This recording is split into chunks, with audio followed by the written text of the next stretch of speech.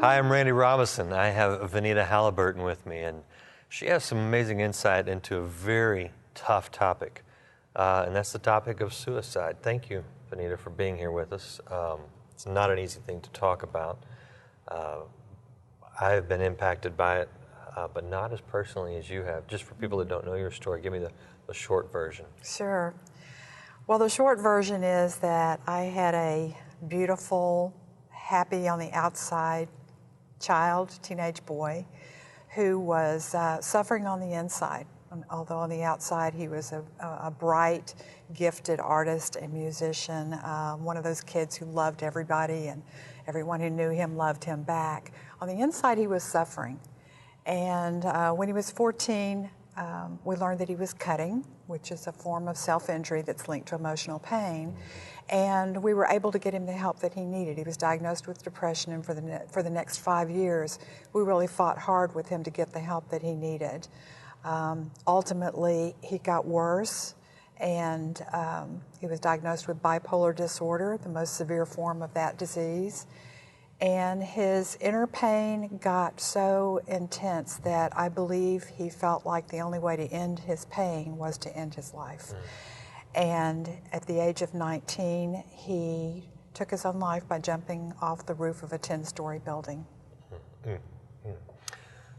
Now you talk about that on Live Today in more detail, and so I want people to know that is available at lifetoday.org.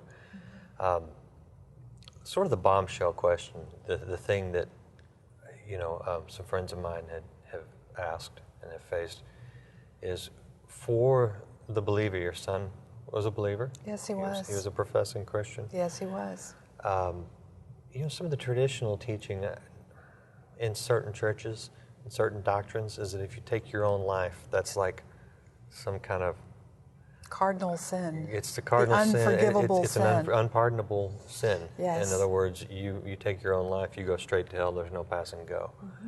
How did you deal with that question? I always heard that all my life too. When my son first died, that never entered my mind. But the very night of the day that he died, there were 3 voice messages on our answering machine at home, and they were from 3 different ministers from all over the country that we knew or were related to. And they had all called for this same purpose, and that was to say, I know what you may think or what people may say, but suicide is not an unforgivable sin. It is not a ticket straight to hell.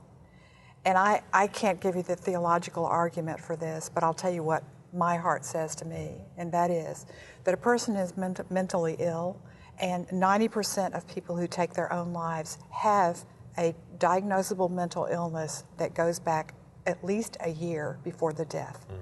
So 90% of the people who take their own lives have a mental illness, a disorder of the brain. I don't think that God differentiates between that illness and any other illness. The very organ of the body that's responsible for judgment and reasoning, and who might be able to think through that there's another way out of their pain than to die, is incapable of thinking clearly. And so just to oversimplify it, people who take their own lives as a result of a mental illness are not able to think clearly. They're not able to make those judgments and those decisions. Yeah. There's always another way. They say suicide is a permanent solution to a temporary problem. Right. Things can always be worked out, no matter how bad they seem, but people don't know that.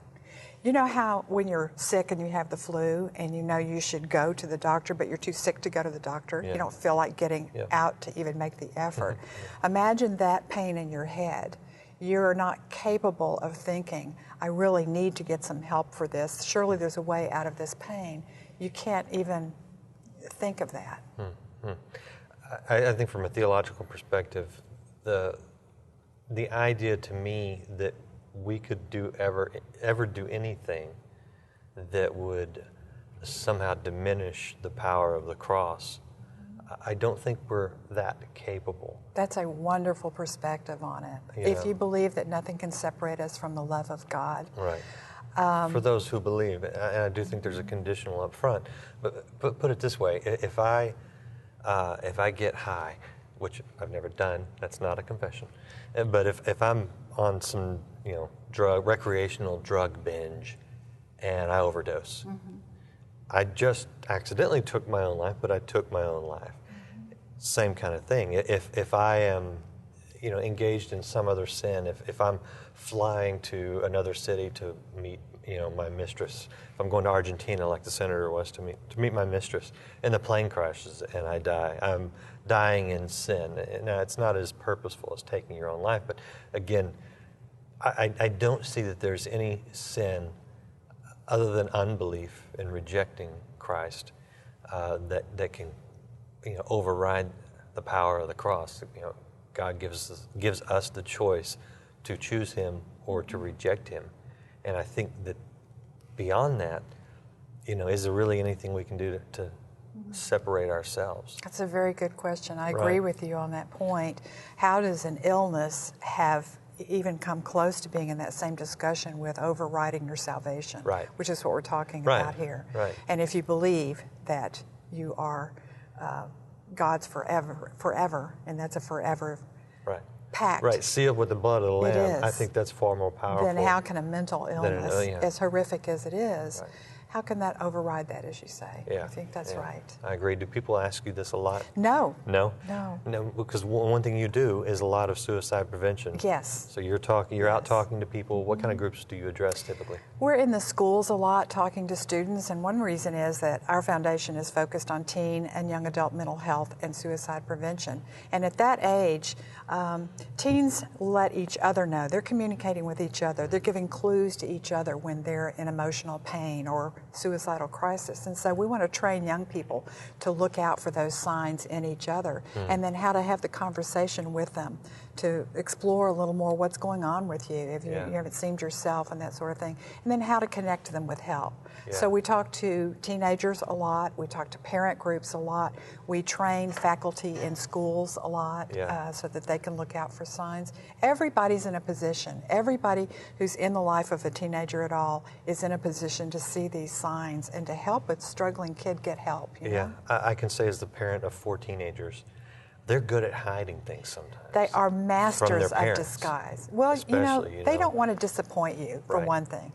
They know that you want them to be healthy and happy. We're good at making excuses for our kids. Oh, yes. Rationalizing away the signs, denial.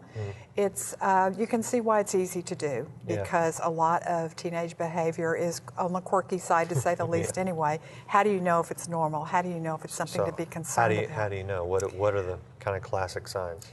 Depression is the #1 underlying cause of suicide for any age group.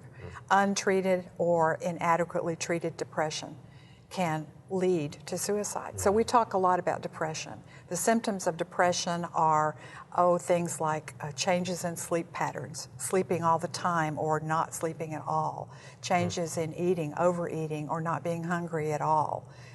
Changes in behavior like being irritable, being angry, a lot without reason. But the key word here is changes. Changes, okay. If it's not normal, if you have an angry teen, then maybe that's worth investigating anyway, psychologically, to see where that anger is coming from, and give that teenager some relief from that anger and better coping skills than lashing out at people. But for depression, for all kinds of mental illnesses, it's really important to see if you see changes that signal to you that something might be going on underneath the surface.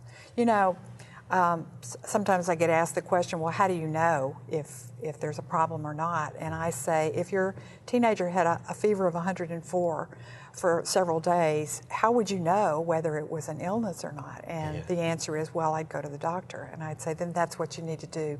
If you have any concerns at all or questions, get a mental health checkup. Get a professional to check it out. Find out if there's anything going on there to be concerned about. And there's no shame in doing that. No shame in doing that at all. There isn't. Better to be safe than sorry, for sure. No doubt about it. Yeah. If people want to get in touch with you, find out more information, follow up on this information, follow up with you, what's the best way to contact you? Our website is www.granthalliburton.org. That's your son? That's my son's name, yes. Okay, great. Thank you for stepping out. I can't imagine having this story, you know, this pain, this very difficult thing to deal with, but you are taking that and helping a lot of other people, and I just want to say thank you for doing that. Thank you. You know, John Ortberg wrote in his book, "When the Game is Over, It All Goes Back in the Box." I love these words. He said, God never wastes a hurt. And I think it is when we are at our most broken that he can take the pieces and put it back together and point us in a direction that we would never have perhaps figured out or chosen for ourselves. Yeah, but that's what we're here to do, is to help other families have a happier ending to a story than we did. Good. God bless you, and thank you. Thanks for talking to us. Thank you. Thanks. My pleasure.